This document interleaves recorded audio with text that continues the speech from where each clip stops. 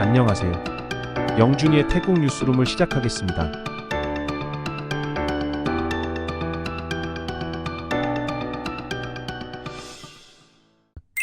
태국 관광체육부는 관광세 300바트를 징수하는 내용에 대해 구상하고 있습니다. 징수는 소프트웨어나 애플리케이션을 통해 이루어질 예정이지만 구체적인 방식은 추후 논의될 예정입니다. 1인당 300바트 관광기금을 조성하고 이 중 최대 60바트는 여행자 보험으로 산정하여 크롱타이 은행과 금융 시스템을 연동, 여행자의 상해와 사망을 보장하는 방안도 준비 중입니다.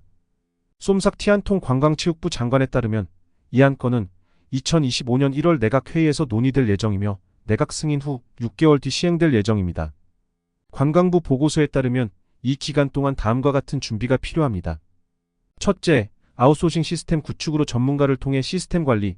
둘째, 관광객 사망 시 100만 바트, 부상 시 50만 바트의 보험을 제공할 보험사를 공개 입찰로 선정하는 것입니다. 이 보험은 관광객이 자발적으로 가입하는 보험 외에도 추가적으로 제공되며 보험 보장은 최대 30일 동안 적용됩니다.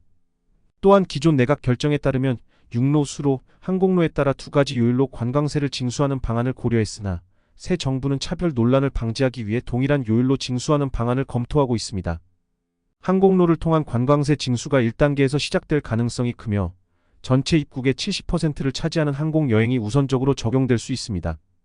관광세 관련 논의는 이미 여러 차례 진행되었으나 아직까지 여러 가지 이견이 있는 만큼 정확한 시기를 공표하여 혼란을 방지해야 합니다. 태국 촌부리에서 열린 한국전쟁 참전용사 기념식에서 프라유 차노차 왕실 자문위원이 국왕을 대신하여 헌화를 진행했습니다. 태국은 1950년 한국전쟁 당시 유엔의 요청에 첫 번째로 응답해 21연대 전투부대를 파병한 나라 중 하나로 이 부대는 작은 호랑이라는 별명으로 용맹을 인정받았습니다. 한국전에서 136명의 태국군이 전사했으며 이를 기념하기 위해 참전용사 기념비가 세워졌습니다. 태국 중앙은행 총재가 최근 4년 만에 첫 금리 인하 이후 추가적인 금리 인하는 서두르지 않겠다고 밝혔습니다. 이는 인플레이션 및 경제 성장 전망을 주시하며 결정될 것이라 설명했습니다. 정부는 경제 활성화를 위해 추가 금리 인하와 인플레이션 목표 상향을 요청했으나 현행 목표가 충분히 안정적이라는 입장입니다. 10월 23일 오후 3시경 태국 나라티와주 랑행 지역의 한 마을에서 군경 순찰대가 폭탄 공격을 받아 3명의 군인이 부상을 입는 사건이 발생했습니다. 해당 사건은 부대 10명의 병력이 꾸직르퍼 마을의 지역 지도자를 만나고 돌아오는 길에 발생했습니다. 병력이 이동 중인 도로 근처에서 신원이 밝혀지지 않은 범인이 폭탄을 터뜨렸고 그로 인해 부상자가 발생했습니다. 조사 결과 범인은 도로 하수관에 설치된 즉석 제작 폭발 장치를 사용했으며 폭탄의 재질이나 기폭 방법은 아직 밝혀지지 않았습니다. 태국의 짜오프라야 댐이 폭우로 인해 수위가 높아지면서 방류량을 늘렸습니다. 이로 인해 아유타야와 앙통 지역의 강 수위가 10에서 20cm 상승했습니다. 추가로 10월 23일부터 25일까지의 차오프라야강 하류 수위 예측에 따르면 오늘과 24일에는 해수면이 상승할 것으로 예상되며 사무프라칸, 방콕, 논타부리, 빠툼타니, 사무사콘, 나콘빠톰, 사무송크람 등의 위험 지역은 범람 가능성에 대해 주의가 필요합니다. 태국인 여행객들의 해외 숙소 검색이 전년 대비 127% 증가했으나 한국은 선호 여행지 순위에 포함되지 않았습니다. 트래블로카의 데이터에 따르면 태국인들이 가장 많이 찾는 국가는 대만, 일본, 홍콩, 베트남, 말레이시아, 싱가포르 순이었습니다.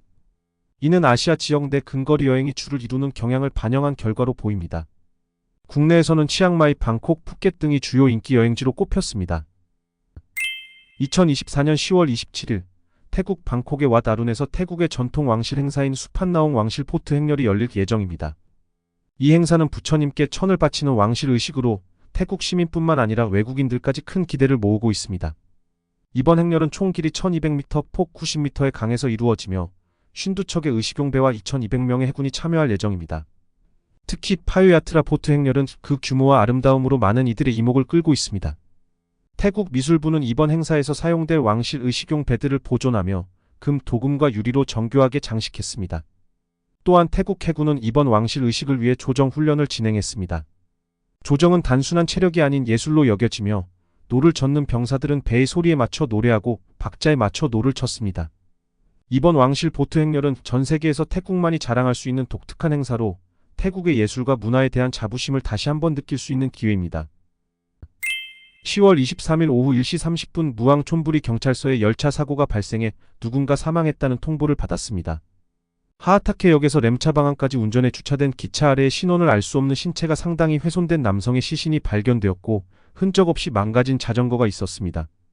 CCTV 영상에는 끔찍한 순간을 포착할 수 있었는데 기차 건널목에서 다른 차량들은 기차 통과 신호를 기다리며 멈춰 있었지만 그 남자는 자전거를 타고 철로를 가로질러 열차와 충돌하면서 시신이 떨어져 처참하게 사망했습니다.